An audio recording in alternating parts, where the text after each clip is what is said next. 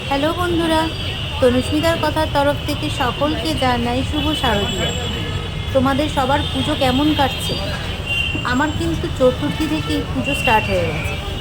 কর্তামশাইকে নিয়ে আজ বেরিয়েও পড়েছি, দেখো সেজেগুজে যাচ্ছি একটু গড়িয়াহাটের দিকে। আজ কোনো বাস অটো কিচ্ছু পাইনি অনেকক্ষণ দাঁড়িয়ে থেকে, তাই ইউয়ানে করেই যাচ্ছি। আমরা রাসবিহারি নামবো। তো রাসবিহারিতে ফার্স্টে নেমে প্রথমেই দেখো দীপিকার কিচেন থেকে দুটো চিকেন কাটলেট অর্ডার করে নিয়েছিলাম। মোটামুটি ভালোই ছিল।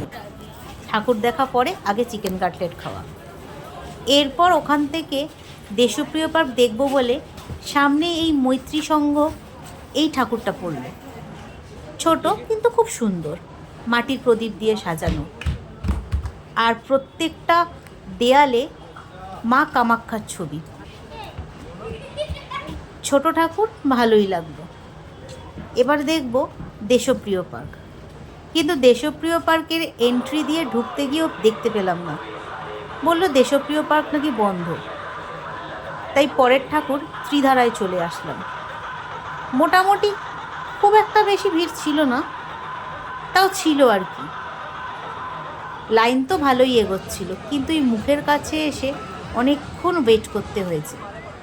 বৃষ্টি হলেও একটা ভ্যাপসা গরম কিন্তু রয়েছে, আর এই গরমের মধ্যে যত সময় যাচ্ছে কর্তামশাই তত ক্ষেপে লাল হয়ে যাচ্ছে। বারবার বলছে এটা দেখেই আমি বাড়ি পালাবো। ভাবো আমার অবস্থা।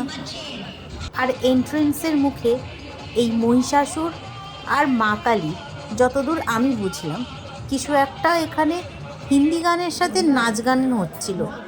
এই জিনিসটা দেখার জন্য এত ভিড় হয়েছিল। এরপর ব্যারিকেড তুলতে ভিড় ঠেলে ঢুকলাম মণ্ডপের ভেতরে। বন্ধুদের উদ্দেশ্যে বলে রাখি, পুজোর এই কয়েকদিনের ভিডিওগুলো কিন্তু একটু লেন্দি হবে, তাই তোমরা কষ্ট করে পারলে দেখো। কিন্তু আমি অনেক কষ্ট করে ভিডিও বানাচ্ছি। আমি বড়ই ছোটোখাটো মানুষ, এত লম্বা লম্বা মানুষদের মাঝখান দিয়ে আমার হাতের ক্যামেরা যতদূর পৌঁছচ্ছিল তোলার চেষ্টা করেছি। একটু কেঁপেও গেছে, একটু কষ্ট করে দেখে নিও। কিন্তু এইখানে দেখানো হচ্ছে সমস্ত নাগা বাবারা বসে ধ্যান করছেন। বহু কষ্টের পর মায়ের মুখ দেখতে পেলাম, কি সুন্দর। এখানে নাগা বাবাদের একটা পারফরমেন্স আছে, চলো সেটা দেখবে। তার আগে পুরো মণ্ডপটা দেখে নাও।